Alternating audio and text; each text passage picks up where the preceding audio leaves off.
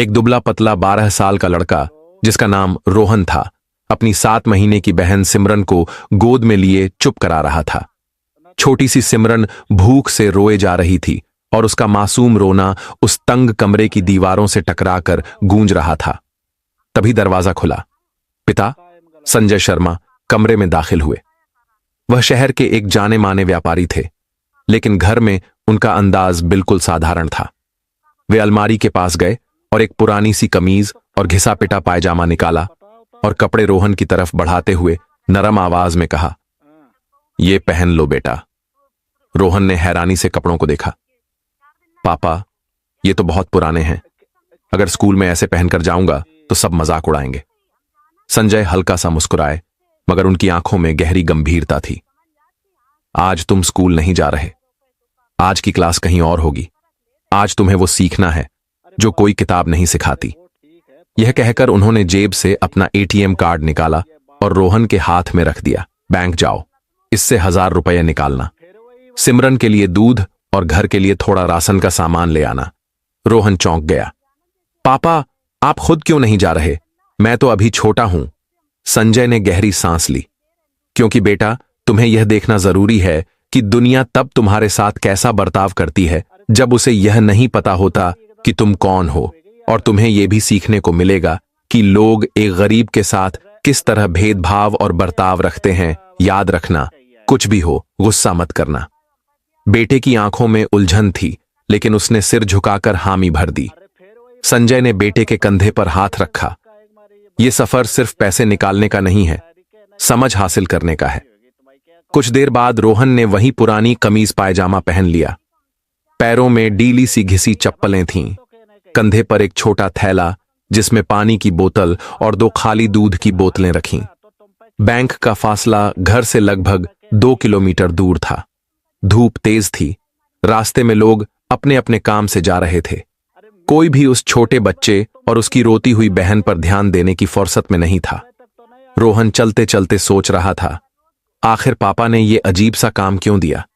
इतनी तेज धूप है, मैं तो चलते चलते थक ही जाऊंगा।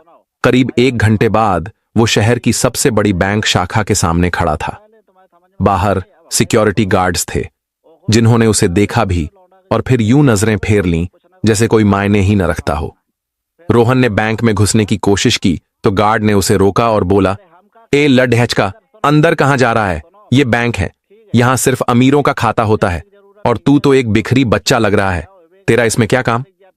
रोहन इतना सुनते ही डर गया, लेकिन फिर भी उसने हिम्मत जुटाकर कहा, "मैं एटीएम से पैसे निकालने जा रहा हूं," और अपनी कार्ड भी दिखा दी। गार्ड ने उसके हाथ में कार्ड देखकर उसे अंदर जाने दिया। अंदर कदम रखते ही ऐसी की ठंडी हवा ने उसके पसीने से भीगे चेहरे को छुआ। उसके जिस्म में झुरझुरी दौड़ गई। सामने का नजारा बिल्कुल अलग था। लोग आराम से कुर्सियों पर बैठे थे, कतारों में खड़े थे, बातचीत कर रहे थे। उनके चमचमाते जूते, महंगे बैग, महकते परफ्यूम हवा में घुलकर एक अलग ही दुनिया बना रहे थे। रोहन हिम्मत जुटाकर काउंटर की तरफ बढ़ा। रोहन ने जेब से कार्ड निकाला, काउंटर पर रखा और धीमे स्वर में बोला, "दीदी, 1000 रुपये निकालने हैं।" काउंटर पर बैठी युवा महिला ने उसे ऊपर से नीचे तक देखा। उसके होंठों पर हल्की सी तंज भरी मुस्कान आई।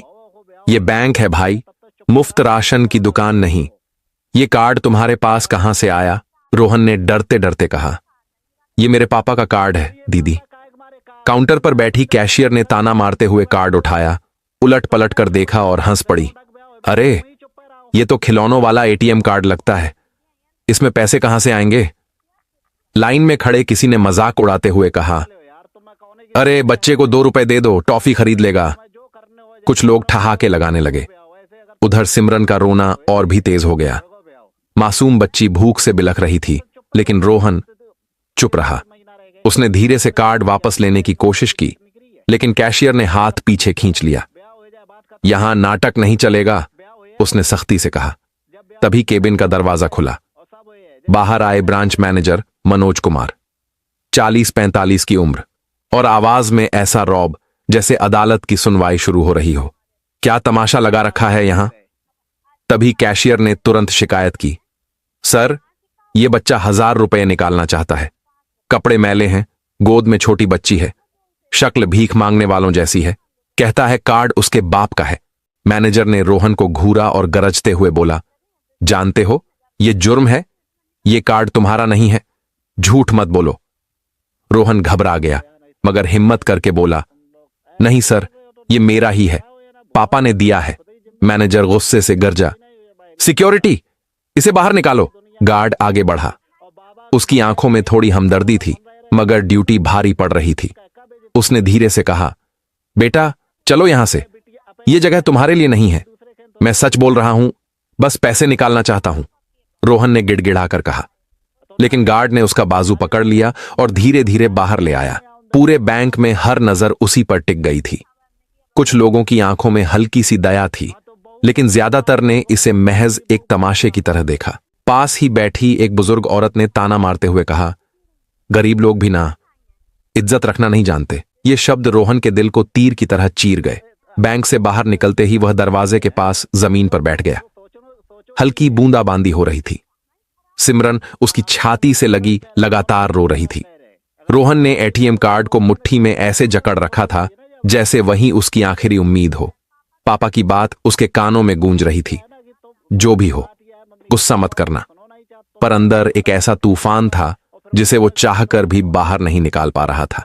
अंदर मैनेजर और कैशियर वापस अपने काम में लग चुके थे, जैसे कुछ हुआ ही ना हो। गार्ड भी अपनी कुर्सी पर बैठ गया, मगर रोहन को लग रहा था कि दुनिया ने मिलकर उससे उसकी इज्जत छीन ली है। लोग आते जाते रहे।